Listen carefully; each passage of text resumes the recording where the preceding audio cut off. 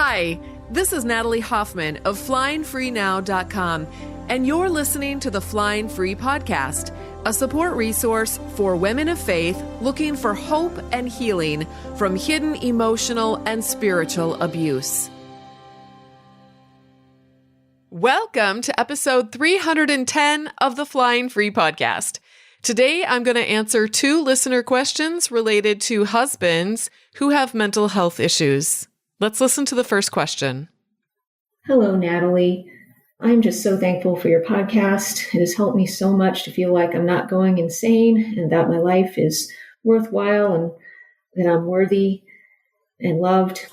And I just wanted to tell you something of my story and get your feedback or a podcast perhaps. I'm separated from my husband since September 2023. He was emotionally, verbally, and some physical abuse was done toward me over 16 years. After we separated, my old church remained involved in his life and has provided him all kinds of help and connected him with all kinds of resources. But still, he went into a downward spiral and he lost his job and he ended up, he got mental evaluation, paid for in part by the church and everything. And he ended up in a mental hospital for 2 stays at separate times. And in the last stay, he was referred to an agency, Adult Protective Services. And this is really thrown me off for a tailspin because they're providing him with, he has, a social worker, he has this agency involved that's investigating, and it's supposedly for abused and neglected adults. And meanwhile, when I was the abused and neglected one in our marriage, and now I'm having to navigate this and figure out how to move forward towards a divorce, hopefully. But meanwhile, he has tons of help and it's all free. And I might be investigated for being a part of his neglect. And it just all feels so painful and so hard to deal with. And I don't even know where to begin.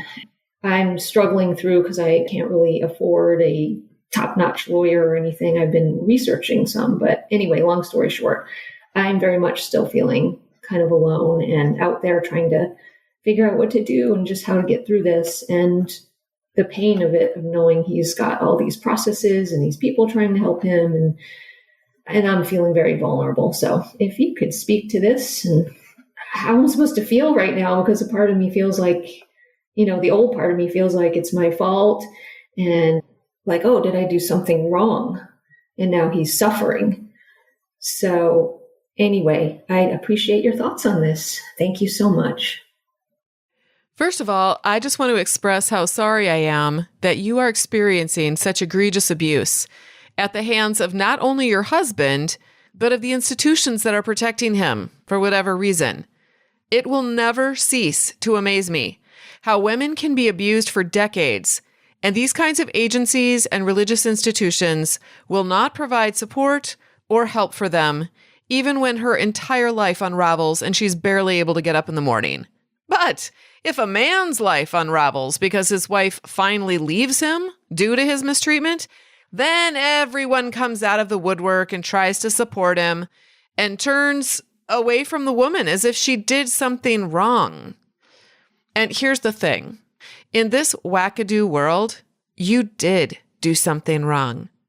In their wackadoo world, it's your job to make sure that the person with the penis feels happy. You are responsible for his mental health and well-being, even though he's a grown-ass man. And for some reason, we still live in a culture that puts that responsibility on the woman. I'm speaking in generalizations, but this is a reality in the culture that we live in. And when you try to step out of that insanity, they're going to point their fingers at you and try to frame you for neglecting your duties as a woman. They're going to make it about you and your problem and not about this man and his dysfunction. So again, yes, you actually did do something wrong in their world, in the universe that they live in, which is a far cry from the universe that we live in. So the question to ask yourself is, which world do you want to live in? that insane, idiotic universe, or the real world God created where adult men and adult women are created equal and have equal rights to honor, respect, and personal responsibility for their own thoughts, feelings, and behaviors. As adults who live in a sane world, we take responsibility for our own behaviors and the results of those behaviors, but we do not take responsibility for the behaviors of others or the results of their behaviors. Now, yes, we can, and I believe we ought to have compassion on other people when they make poor choices, or sometimes people make good choices and still end up with bad outcomes. That happens because we live in this chaotic world. But that doesn't mean that we need to manage their emotions or their lives. But we absolutely must learn how to manage our own. So many cultures have this all mixed up. Everyone is all up in everyone else's business, kind of like a bunch of teenagers who haven't learned about adult boundaries yet. So I'm sorry that your life, sadly, has bumped up against this insane universe with these types of religious institutions and even secular agencies at times. They do not represent Jesus Christ in any way, shape, or form. They do not represent the truth. They do not represent sanity. You accidentally married someone and you didn't know, or maybe you had some hints, but you weren't really sure. I mean, we only know what we know, right? And hindsight is always 20/20, but you accidentally married someone who had some mental health issues, which is sad. But this person is unable to manage his own life. And the problem is not that he has mental health issues, but that he takes it out on you. So he was hoping that you would manage it for him. And then when you showed up as a normal human being, unable to manage his life as well as your own, he fell apart mentally and emotionally. He blamed you, shamed you, hurt you emotionally and spiritually, and it sounds like physically as well. And when you finally decided, after almost 2 decades, to extract yourself from that situation and take care of yourself, then he got even worse. And he reached out to people who live in his universe, and they all got together to come after you. And that's what you're facing right now. You're not just facing an abusive husband, you're facing an abusive church institution. You mentioned that you feel hurt and vulnerable, and you asked if that's how you're supposed to feel, or if you're supposed to feel guilty, like you did something wrong because all of these people are coming after you. Well, I think anyone in your shoes would feel absolutely devastated, terrified, and yes, extremely vulnerable to attack, because you are being attacked and you do need support. You need people who believe you and who will walk through this with you. You need to be in a sane world with sane people who care. Several years ago, a bunch of women and I got together and created a little world of sanity, a little pocket of freedom and hope. We used to call it the sisterhood, and we are still sisters, but we've recently changed it to the kaleidoscope, because a kaleidoscope is a flock of butterflies, and that's what we are. We are this flock of beautiful butterflies learning how to fly free into our future lives, lives that we were created to live, lives of autonomy and love and freedom. We are children of God, deserving of honor, not abuse. Your husband isn't just looking for help for himself. He's looking for revenge. He is motivated by what these institutions around him have programmed him with and have encouraged him to embroil himself in, which is disrespect for himself, quite honestly, because when we don't encourage others to take personal responsibility, we're teaching them to disrespect themselves, as well as disrespect for you as a child of God, as well as disrespect for God, who created both of you, disrespect for the freedoms of others and the autonomy, the rights to autonomy of other people, and personal attack on the wife that he promised at one point to love and cherish for the rest of his life. Now, if this was just about his mental health issues, that would be different. I know many people who struggle with mental health issues who are not disrespectful and hateful towards other people. They don't gather people around them and go after their loved ones to attack them. So this is not about his mental illness, although his mental illness may be playing a role in all of this. But ultimately, this is about his heart. His heart right now, at least in his life, is hard and cold. And that is making his mental illness even worse than it needs to be. And sadly, I mean, really quite tragically, the people that he is surrounded by are actually participating in his emotional and mental and spiritual demise. Not just yours. They're participating in his as well. And that, to me, I find that to be very reprehensible, and why I call out spiritual abuse so often in this podcast and in the things that I teach. What would be more healing for him would be to move toward love and forgiveness for himself and for you. But then you would be seeing a very different outcome here if that were the case. So I always say we can't do anything about what the other person does. People living in this upside down Alice in Wonderland wackadoo universe are going to be exactly who they are. They're going to show up in certain ways, certain predictable ways, and do those things very predictably. Your challenge is just to remember that you don't live in that world. You live in your own universe. At least you have the opportunity to, and you get to decide how you want to live your life. In the Flying Free Kaleidoscope, I have a preparation for divorce course that I think would be extremely helpful for you. It would teach you how to respectfully stand up for yourself and be the mature adult that you are in how you show up for your divorce. It will teach you how to be strategic in the way that you communicate with your attorney and with the court. When you go to joinflyingfree.com and complete your registration there, you will have immediate access to the preparation for divorce course, along with many other foundational courses and workshops that will change your life. You will also have access to weekly group coaching, as well as hundreds of hours of coaching archives that you can listen to on our private podcast. And finally, you will be home. You will be in a safe place where people will listen and understand what you're going through. You will not be alone anymore. I highly recommend that you join us. It's very affordable at only $29 a month. We have not raised prices in several years, even while other support groups like ours have. And although we have talked about raising prices at the end of this year, 2024, we have decided that in light of the economy, we're going to hold steady at $29 a month for at least for a while longer. Hi, I've been a part of Flying Free for just over 2 years, and my life has been completely transformed. I've jumped into the process and done the work and continue doing the work. But one of the most beneficial components of the Flying Free program are the coaching calls. I love playing the coaching replays while I'm commuting, while I'm walking, doing chores around the house, and I glean so much beneficial information. One of my favorite things to do is to, while the person is speaking, I'll think like, if I were coaching this person, what would I say?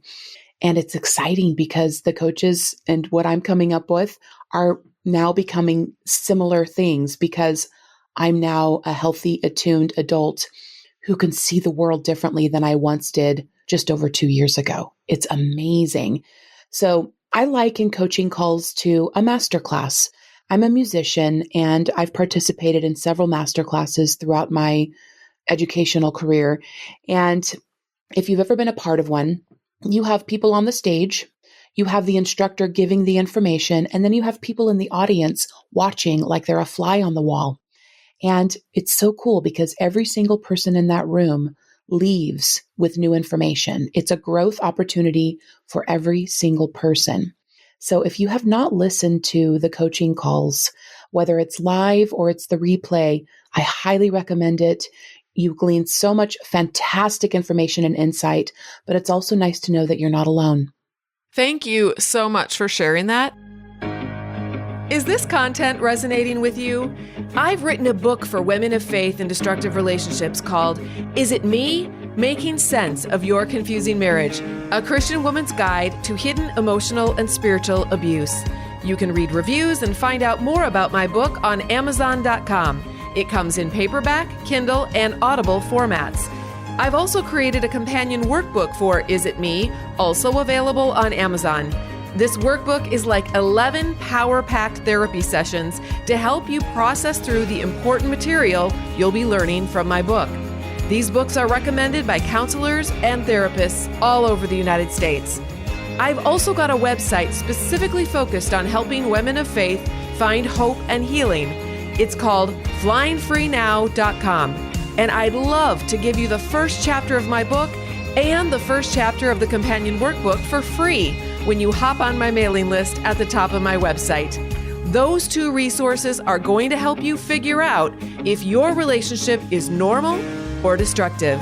Now, let's get back to our episode.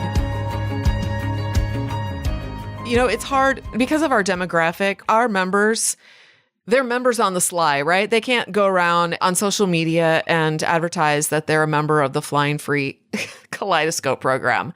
So I always appreciate it when people leave anonymous recordings like that, when members do this, to share some of their wins and some of the ways that their lives have been transformed and how the Kaleidoscope has helped them. So I really appreciate that. If you're a member listening and you want to do that, you can do that by going to the Drop Your Wins and Successes space in our private forum.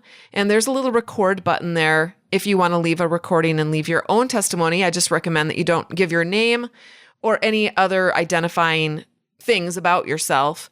But definitely, if you have experienced any changes in your own life that you want to share with the people on our public Flying Free podcast, we would love to hear them. They're very encouraging for people. Even for people who can't join, it's just encouraging to know that transformation, sometimes we just need to know it's possible. It's a possibility. Our brains maybe can't take in much more than that, especially if we are under extreme trauma and dealing with just a lot of overwhelm. But sometimes just hearing that it's even possible at some point in our future is just enough hope to help us get through the day. All right, our next question is also related to a husband with mental health issues. I started listening to this podcast after a friend shared an episode from October 2024 with Bob. And after listening to a handful more episodes, I decided to start with episode 1, which to my surprise was with Bob again.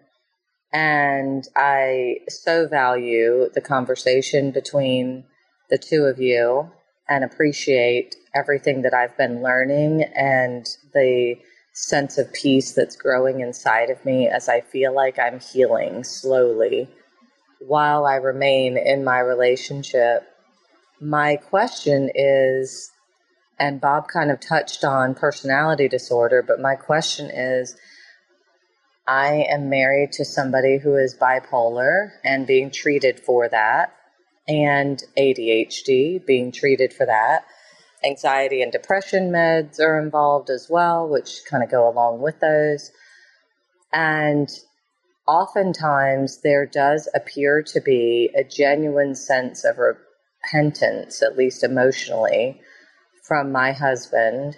And in many cases, a general acceptance of who I am and who I want to be from him. The what I would call abuse comes into play when it appears that he is very emotionally imbalanced and I'm being accused of, having something going on with somebody else and all kinds of inappropriate things like that. But there's also been a lot of lying, a lot of hiding on his end, knowing I wouldn't agree with the way he spends money. I'm really the provider of the house. And so I guess I'm just curious how I know, is this just illness oriented? And the Bible says, in sickness and in health. Is this just illness oriented because I'm really the one that remains angry? I'm the one that gets very critical? Or is it all abuse And I definitely know there's abuse throughout.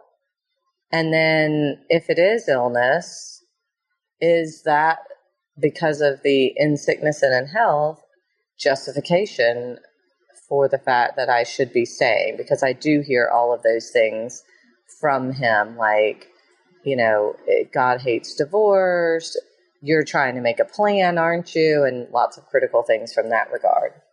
I don't know if I was clear enough, but I appreciate any input. I think you were very clear, and I'm really glad you asked this question. One of the things I noticed right off the bat is that you talk about how you're angry and critical, as if that somehow could be a reason why this abuse is happening or why you're having marriage problems. It's kind of like there's this part of you that's saying you're just an angry, critical person because you're angry and critical towards your poor bipolar, ADHD, anxiety-ridden, depressed husband. I'm wondering what you believe about anger and why people get angry. You didn't mention whether or not you have kids, so let's just say that there's a little girl in your neighborhood that you see riding her bike past your house every day. And let's say that you see a bully teasing her sometimes when you look out your window, and sometimes he will even throw a stick in front of her bike so that she falls down. How would you feel if you saw that happening on a regular basis? Would that make you angry? Or would you just kind of be like, oh, well, whatever, and just feel neutral about it? And if you felt angry about that, which is what I'm going to guess that you're going to feel upset about that, would you think of yourself as being a bad, angry woman because you were upset about that? If you saw another adult walking past the little girl, you saw this other adult saw what happened and then just kind of walked past the little girl while she's laying on the ground with a bruised knee or a bloody, elbow, and that adult just looked at her and then walked on, would you think, oh man, that adult is a lot nicer person than I am, because after all, that adult's not experiencing the emotion of anger, but I am an angry, bad woman because I'm feeling upset about that little girl got hurt. But that adult, she's just a neutral adult who sees injustice and unkindness and feels very neutral about it. She's a better person than I am. I'm throwing these rhetorical questions out there just to get your mind thinking a little bit differently about this, okay? You also mentioned that you are critical, or you said that you believe you're critical, as if being critical is a bad thing. But have you ever read Matthew chapter 23? I've already read that chapter a few times on this podcast. I'm not going to do it today, but I highly recommend that you go and read Matthew chapter 23 and ask yourself whether or not Jesus was being critical. And then ask yourself if you think he's a bad person for being critical and why or why not. This is something that'd be really helpful to stick in your journal. Your abusive husband has projected his own anger and self-loathing and criticism onto you. This is what I believe. And in doing so, he has disrespected and wounded you in very deep ways. And so this has caused you to react in a way that causes you to feel this keen sense of injustice. And because you are a normal, average person, human being, and you're not a psychopath, you actually experience an emotion about that. The emotion of anger when you sense that injustice and that pain. And it also causes something inside of you to think critically about what is happening to you. You are examining the factual behaviors of someone that you're living with, and then thinking critically about what those behaviors mean for your particular life. When people accuse me of being angry or critical, I totally agree with them. There will always be things in this world that are happening that I will choose to be angry about because of my core values. Now, if I did not have the core value of connection, for example, and relationship, and truth-telling, and honor, and respect, then I wouldn't care if others treated me or themselves or anyone else with disregard, unkindness, lies, and shallowness.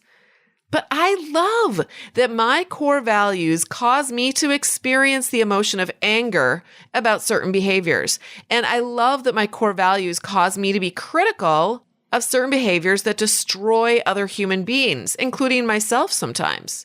And this anger and this critical thinking on my part caused me to show up for my own life and the lives of other disenfranchised people in more powerful ways that I think are changing my little corner of the world. So, hey, I'm all in. Call me an angry, critical woman. That doesn't shame me at all. I'm unhooked from those kinds of accusations because I'm just like, yeah, I am. Now, those kinds of accusations used to really impact me, though. I used to be full of shame because my programming back in the day was that to be angry or critical was like the epitome of evil. And if someone called me an angry, critical woman, that would be the worst. That must mean I am a terrible person, and I don't want to be a terrible person. I used to buy into this wackadoo universe that other people had who didn't share my core values. People who are not only not angry about injustice and unkindness and disrespect, but they're actually all about it. And the only way to keep that wicked cycle going is to shame people who point it out. And when they're successful and they can see that we are shamed by these kinds of tactics, that empowers them and then they continue to do it. But I noticed that when I had this shift inside of my own being and was no longer hooked into their tactics because I just was like, yeah, I agree with you. I'm an angry and critical person. I really am. They had no power over me anymore. They just started to walk away from me. Because now, instead of getting me to bow my head in shame so they could feel like they were maybe better than me or, more godly than me or whatever it was, I just lifted my head up and smiled a little smile. And they didn't like that. They could not get me on their hook because I was too slippery. This is actually one of the things that I love helping women work on inside of the Kaleidoscope community. I help them unhook from these kinds of tactics. And it happens inside of our own brain. I help them learn how to live in their own universe and to stop giving so much credibility to these weird universes of disrespectful people. Now, of course, your husband is going to throw out Bible verses that have been mistranslated or taken out of context or twisted to serve misogynistic agendas. Of course he is. We should expect that. He is swimming in a poisoned pond, and those are the kinds of things that get passed around over and over again like a bunch of cliches until everyone has heard them so many millions of times that they're all brainwashed with them. They're all walking around like little robots saying the same things over and over and over again. And they don't even really know, some of them don't even really know what it means anymore. But again, just because he is swimming in that pond doesn't mean you have to. Come and learn what those verses actually are saying. This is not information that's not available or that's hard to get a hold of. There are bazillions of articles out there and YouTube videos and pastors and Bible scholars teaching completely different things, writing books, writing articles, scholarly articles, doing videos, trying to get the word out, trying to teach things that are much more in alignment with what the rest of the Bible teaches and more in alignment with the character and nature of God as we are taught about in Scripture. Don't expect that an abusive husband who's immersed in that kind of culture is going to be able to get out of that pond. But do expect yourself to get out. Do work at extracting yourself from those types of environments. Just because he doesn't want to learn anything new doesn't mean that you can't learn. So let's talk about that verse in sickness and in health, just for an example. That verse is not referring to abusive situations. There are many people with mental health issues, I just mentioned this earlier, who do not abuse the people around them. Just because someone has mental health issues does not mean that they have a right or get a pass to hurt other people. No, I'm not referring to a situation where you have had a loving husband for several decades and then he gets Alzheimer's or dementia or something like that, and then their personality changes. I've seen that happen. But I've also seen in situations like that where the spouse or the adult kids or whoever, people who love the person, need to take steps to create boundaries and get that person in a safe environment where they can't hurt themselves or other people, as well as to get their own self as a caretaker into a safe environment where they have their own boundaries.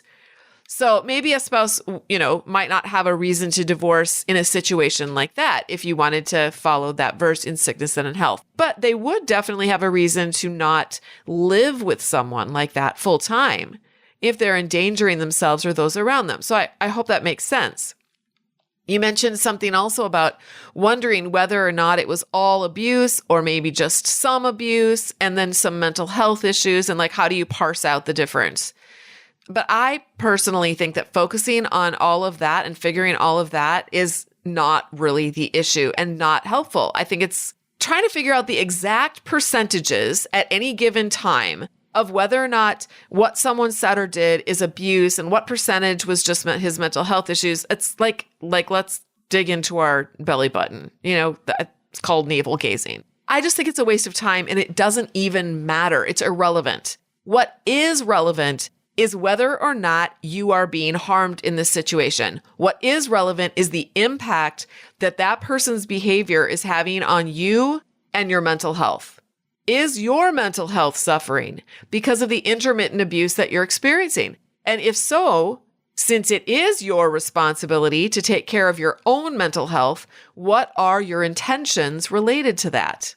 You're not accountable to your husband or your church or your pastor or your family or your friends and all of their opinions. However, you are accountable to yourself, because God gave you stewardship over your own brain and body, and therefore accountable to your Creator. So how are you stewarding your mental, physical, and spiritual health?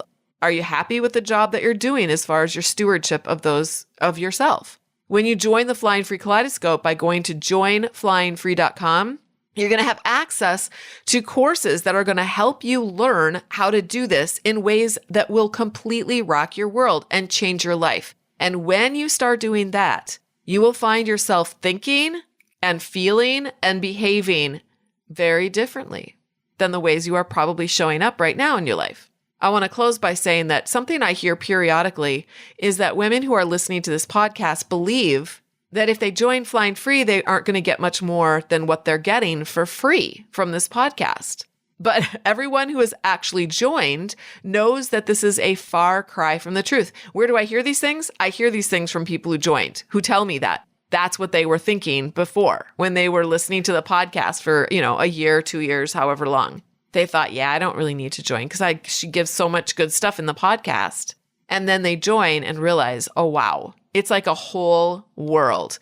So it's like, okay, this podcast is like a little cherry on top of a sundae, a delicious chocolate strawberry caramel sundae. Would you just order a sundae from Bridgman's? Do they even have Bridgman's anymore? I used to work at a Bridgman's, an ice cream shop. Would you ever order a sundae from Bridgman's and then just eat the cherry on top and then say to the server, well, I'm done now. I don't need any more. It looks like a delicious chocolate strawberry caramel sundae, but I only wanted that cherry. I don't think so. If you like the cherry on top, I want to invite you to come into the Kaleidoscope and experience the ooey gooey ice cream and toppings that are waiting for you on the inside. Don't get me wrong. I'm glad that you've been able to make some changes based on the things you've learned from this podcast. That's why I do it every week. That's why I show up every single week consistently and have for the past 6 years and hope to do it for the next, for 6 years more. I want to help as many women as I possibly can, but I can only help you so much in a podcast like this where I just blab at you or where I have conversations with people. I can help you so much better when you come into my little world, my little kaleidoscope world. There's me and a whole bunch of other women. We're on the inside. I feel like we're on the inside of this beautiful little world waving at you guys. And we're trying to tell you what it's like when you come inside and join us, but you're never going to really quite know unless you try it. So come on in and give it a try. Again, it's only $29 for a month. And if after your first month, you've not created at least 1 or 2 shifts in your thinking, you can always cancel. It's a whole lot cheaper than other types of resources that you may have tried that have ended up being a waste of your time. But I do promise this, if you join and do your work that first month, and that's the key, you can join and do nothing with it, and it's not going to change anything. I mean, don't throw your $29 down the toilet. Please don't do that.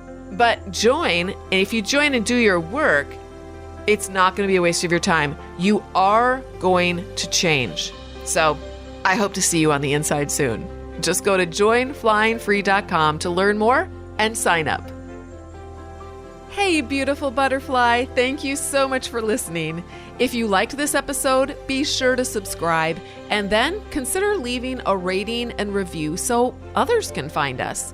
To connect with me and get a free chapter of my book, head over to flyingfreenow.com.